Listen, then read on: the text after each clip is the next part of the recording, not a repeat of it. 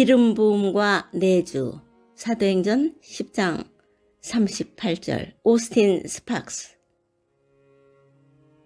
우리를 너희와 함께 그리스도 안에서 굳건하게 하시고 우리에게 기름을 부으신 이는 하나님이시니 그가 또한 우리에게 인치시고 보증으로 우리 마음에 성령을 주셨느니라. 너희는 거룩하신 자에게서 기름 부음을 받고 모든 것을 아느니라. 너희는 주께 받은 바 기름 부음이 너희 안에 거하나니 아무도 너희를 가르칠 필요가 없고 오직 그의 기름 부음이 모든 것을 너희에게 가르치며 또 참되고 거짓이 없으니 너희를 가르치신 그대로 주 안에 거하라. 하나님이 나사렛 예수에게 성령과 능력을 기름 붓듯 하셨음에 그가 두루 다니시며 선한 일을 행하시고 마귀에게 눌린 모든 사람을 고치셨으니 이는 하나님이 함께 하셨음이라. 기름 부음이 왜 중요한가, 왜 필요한가를 설명하는 것은 시간 낭비라서 제 스팍스는 그 점에 대해서는 자세히 설명하지 않겠습니다. 그래서 본론을 막바로 살펴보겠습니다. 기름 부음의 의미, 내주와 차이점. 일부 사람들은 성령의 내주와 기름 부음의 차이를 인정하지 않습니다. 그 결과 기름 부음을 받을 필요가 없다고 생각하는데요. 그게 그거라는 식이죠. 그래서 저 스팍스는 내주와 기름 부음의 차이를 먼저 설명하겠습니다. 우리가 먼저 명확히 짚고 넘어가야 하는 것은 성령님이 우리 안에 내주하시는 것과 성령님의 기름 부음은 물론 같은 성령님이지만 그 특징은 다릅니다. 둘을 동일시해서는 안 됩니다. 기름 부음이란 우리 안에서 우리와 함께 하시는 성령님의 임재인데 매우 활동적이고 활발하신 것이 그 특징입니다. 기름 부음과 성령님의 내주는 같은 성령님이요 한 성령님의 역사입니다. 그러나 두 측면이 있다는 것입니다. 이렇게 한번 생각해 봅시다. 지금 이 자리에 성령님이 어떤 분명한 목적을 가지시고 임재해 계십니다. 성령님이 그냥 늘 내주하시지만 그것과 달리 어떤 분명한 목적을 가지고 그 시간, 그때 그 일을 위하여 성령님이 특별히 임하실 때가 있습니다. 그래서 활동적으로 어떤 일을 행하실 때가 있습니다. 이것이 바로 기름 부음입니다. 내주는 성령님이 우리 안에서 우리와 늘 함께 계시는 것이지만 기름 부음은 그저 우리와 함께 곁에 계시는 것을 두고 기름 부음이라 말하지 않습니다. 성령님이 활발하게 강력하게 임하실 때가 있습니다. 우리 속에서만 아니라 우리 회중 가운데서 역사하십니다. 이게 기름 부음입니다. 우리 주위에 늘 공기가 있지만 그 공기가 강력한 바람을 이루어 부을 때가 있습니다. 이런 비유를 들 수도 있겠죠. 본질은 같은 공기이지만 둘은 다른 측면이 있습니다. 많은 신자들이 성령의 내주하심을 가지고 있지만 그것이 잠복되어 있는 것이 가능합니다. 내주의 특성이 바로 그것입니다. 그래서 본인도 성령을 받은 것을 모를 때가 있습니다. 사실 현실적으로 보면 많은 신자들에게 있어서 참으로 거듭난 사람은 성령님이 내주하고 계시지만 사실 잠복하고 있습니다. 겉으로 드러나지 않습니다. 이런 분들에게 성령을 아직 안 받았다고 말하는 것도 그래서 조심해야 합니다. 그래서 현실은 신자들이 분명히 거듭났고 성령을 받고서 그리스도를 주님으로 믿고 시인하지만 성령의 나타남과 외적인 표적이 거의 나타나지 않거나 아주 희소하게 나타납니다. 성령님이 그 속에 잠복하고 있다는 증거입니다. 그런데 그런 현실이 있다 인정하더라도 그건 정상적은 아니라고 봅니다. 성령님이 자기 속에 내주하고 계신데 어떻게 그렇게 수동적이며 비활동적일 수 있습니까? 요즘 쓰는 말로 성령님이 그 속에서 비활성화되어 있는데 성령님이 없는 것은 아니지만 그렇게 계속 비활성화된 상태로 오래 지내는 것은 분명 정상은 아닙니다. 자기 심령이 약간 병들어 있거나 잠들어 있기 때문이지요. 물론 성령님이 24시간 7일 동안 늘 활성화되어 있어서 즉 기름 부음 가운데 1년 365일을 계속 지내시는 분도 없다고 봅니다. 그렇지만 이 설교의 주제는 기름 부음을 인정하고 그것을 사모해야 한다입니다. 그걸 인정하지도 않고 사모하지도 않으니까 24시간 7일 365일 동안 계속 비활성화, 즉 내주 상태로만 유지하며 사는 것입니다. 여러분이 성경을 펴서 읽어보시면 기름 부음이 신구약 성경에 아주 많이 나옵니다. 그리고 그 기름 부음이란 단어가 나오는 곳에는 언제나 활동이 따라 나옵니다. 다른 말로 어떤 움직임, 액션이 그 사역 현장에, 봉사 현장에, 영적 전쟁의 현장에 나타났다는 것입니다. 제사장들은 기름 부음을 받고 제단에서 섬겼고 왕들도 기름 부음을 받고서 나라를 다스렸으며 선지자들도 기름 부음을 받고서 예언을 선포했습니다. 예수님도 기름 부음 가운데서 사역하셨습니다.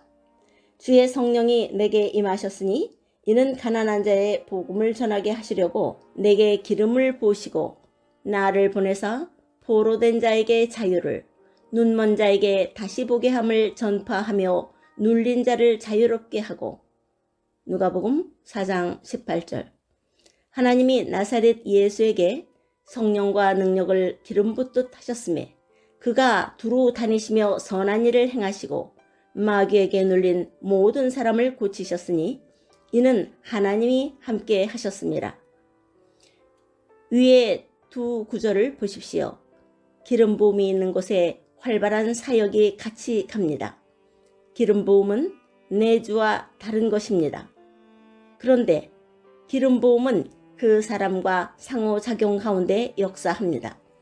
기름 부음은 그 속에서 활발하게 일어나지만 만약 그 사람이 비활성화되어 있다면 기름 부음이 활발하게 나타날 수 없겠죠.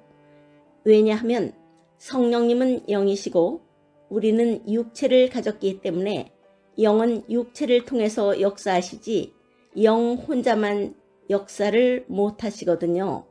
대개의 경우 영이 내 속에서 역사하시면 내 육체도 그 감동에 따르게 되어 있습니다만 만약 육체가 계속 불순종하면 그 성령의 감동에 순종하지 않으면 결국 성령을 소멸하게 되면서 기름 부음의 활발한 역사가 소멸되는 것입니다. 그러므로 성령님이 내 속에서 기름 부음으로 역사하시면 우리가 반드시 그 성령님과 같이 가야 합니다. 장단을, 보조를 맞춰야 합니다. 우리가 이것을 깨닫는 것은 대단히 중요합니다. 성령님은 내 속에서 활동하시고 활성화하기를 원하시더라도 반드시 내가 거기에 장단을 맞춰야 합니다. 그러므로 우리가 기름 부음을 사모하고 기도해야 하는 이유가 여기에 있습니다. 내가 원해야 그분이 우리 속에서 활성화되십니다.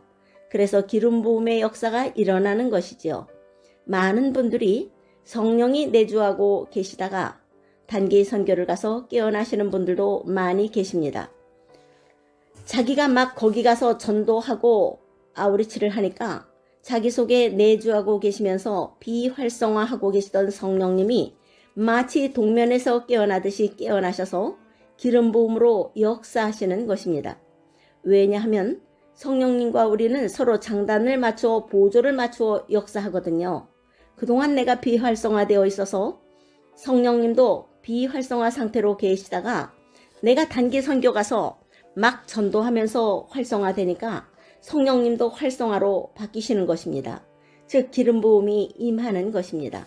진실로 예수님을 개인적, 인격적으로 영접하고 그래서 성령님의 내주가 시작되었는데 자기가 비활성화 상태로 지내니까 자기 속에 성령님도 비활성화로 계십니다. 그 결과 자기 속에 성령님이 내주하시는지 자기 스스로도 의심하게 됩니다. 그런데 내 속에 잠들어 계신 성령님을 일깨워서 기름 부음의 역사가 나타나게 하는 데는 전도, 아웃리치, 단기선교, 구제봉사 이렇게 자기가 크리스찬인 것을 드러내는 사역에 참가하게 되면 자기도 기름 부음이 나타나는 것입니다. 전혀 색다른 자기 모습을 발견하고 자기도 놀라고 가족도 다 놀라고 교우들도 다 놀라는 것입니다. 완전 달라졌다는 것이죠. 성령님은 우리 속에 내주하시지만 우리가 움직이기 전까지는 성령님도 움직이시지 않습니다. 내가 움직여야 성령님도 활성화되어서 기름 부음의 역사가 나타나는 것입니다. 그래서 이런 말이 있지요. 전도를 나가기 전에는 정말 자기가 다운되어 있었는데 억지로라도 전도를 나가서 은혜 받고 돌아오는 사람이 있습니다. 그러므로 성령님의 기름 부음을 사모하는 기도도 반드시 해야 하지만 우리가 몸을 움직여서 영적 전쟁의 현장으로 뛰어들어야 합니다. 그때 자기 스스로 놀랍니다. 자기가 무서운 성령의 군병이라는 사실을 발견하게 되죠. 자기 속에서 무서운 성령님의 기름 부으심의 역사가 나타남을 보고 놀라는 것입니다. 우리가 24시간 일주일 내내 기름 부음 가운데 있을 수 없다 하더라도 잠복기가 너무 오래 계속되면 안 됩니다. 그래서 이런 패턴을 경험한 사람은 설교자가 힘이 빠졌다. 그러면 다시 또 설교에 도전하는 것입니다. 힘 빠졌다고 안 하면 성령의 잠복기가 더 지속되지요. 설교자가 힘을 다시 회복하는 길은 힘이 빠졌지만 다시 설교하는 것입니다. 그러면 신기하게 자기의 영역이 회복됩니다. 자기가 활성화되니까 자기 속에 성령님이 활성화되신 것입니다. 찬양 은사자도 마찬가지로 힘이 빠질 때가 있지요. 그가 회복하는 길은 힘 빠진 몸을 이끌고 나가서 찬양하는 것입니다. 성령님은 활동적이며 에너지가 넘치는 분이십니다. 성령님은 우리가 활성화되기를 기다리고 계십니다. 여러분은 성령의 내주만으로 만족하지 마시기 바랍니다. 그건 성령님을 소멸시키는 잘못입니다. 여러분이 움직이실 때 바로 그때 기름 부음이 임하실 것입니다. 이것이 성령님에 대한 아주 간단하고도 중요한 원리입니다. 그러므로 기름 부음 가운데서 날마다 더욱 활발하고 활기차게 기쁘고 만족된 삶과 사역을 사시기를 바랍니다. 참고로 이런 설교의 위험은 너무 기도도 기다리지만 말고 일단 현장에 뛰어들면 기름 부음이 임한다. 그래서 정말 아무 기도도 없이 사역 현장에 뛰어들었다가 자기의 강한 육신과 육적인 힘만 넘쳐서 사역에 아무 열매도 없고 오히려 사역에 방해가 되는 위험도 있고 또한 사역 현장이 최고로 중요하다 해서 매일같이 현장에 뛰어들다 보면 매너리즘에 빠지고 교만에 빠져서 오히려 무너지는 위험도 있습니다. 이 설교는 오랫동안 성령의 잠복기를 가지고 계신 내주하는 신자들을 위한 것입니다. 그들은 현장에 뛰어들면 기름 부으심을 그 미지근한 자기도 체험할 수 있다는 것입니다. 성령을 소멸치 말라, 불을 끄지 말라는 말이죠. 이건 내주 상태에서는 성립되지 않지요. 즉 기름 부음의 상태, 성령이 활성화된 상태에서만 성립되는 말인데 우리가 자칫 잘못하면 그 불을 소멸할 수 있다는 뜻인데요. 성령의 불을 소멸하는 일에 대해 한 가지만 말씀드리겠습니다. 쓸데없이 말이 많고 경박한 삶을 사는 것은 성령을 소멸하는 일입니다. 너무 세상 일에 흥미가 많고 잡다한 이야기를 많이 하고 거룩하지 못하고 매일을 가볍게만 사는 것. 이게 뚜렷한 죄가 아니라 하더라도 그런 경박한 삶이 성령을 근심하게 하고 나아가 소멸하게 된다는 것입니다. 그렇다고 바리새인처럼 외식적인 경건함과 거룩함으로 살아야 한다는 뜻은 아니지만 세상을 무턱대고 즐겁게만 살려는 경박한 삶. 이게 무슨 죄냐고 반문하겠지만 사실 성령의 인도함에서 나오는 즐거움이 아니라 이건 다 세상 즐거움이거든요. 성령의 열매 중 하나가 절제, 셀프 컨트롤입니다. 놀이가 필요하지만 절제함이 없는 놀이, 쇼핑이 필요하지만 절제를 모르는 쇼핑, 대화와 한담이 필요하지만 몇 시간 계속되는 잡담, 친구와 만남이 필요하지만 가사를 팽개친 채 몇 시간을 만나는 등 그런 경박하고 천박한 삶이 내 속의 성령님을 소멸한다는 것입니다. 그러므로 성령 충만을 유지하는 사람은 늘 민감합니다. 놀이를 하고 여행을 가고 친구를 만나지만 성령님의 인도에 민감합니다. 그리고 적당한 선에서 절제할 줄 압니다. 그렇게 하기를 원하시는 성령님의 지시에 자기가 순종하는 것입니다. 성령님이 잠복된 신자가 전도와 선교에 참여할 때 성령님이 활성화되시죠. 즉 기름 부음을 체험하는데요. 이게 오래가지 못하는 경우가 많은데 곧 식어버리고 소멸되어 버리는데요. 우리가 민감하지 못해서 삶을 너무 경박하게 살면 절제하지 못하니까 성령을 체험하면서도 그걸 계속 유지하지 못하는 것입니다. 돈을 버는 것보다 번 돈을 유지하는 게 더 어렵다고 하는데 성령님도 마찬가지입니다. 성령의 기름 부음을 받는 것보다 유지하는 게 더 어렵습니다. 그래서 늘 성령님께 민감하게 깨어 있으며 자기의 영적 컨디션을 조절할 줄 아는 성숙한 성도들이 됩시다. 할렐루야.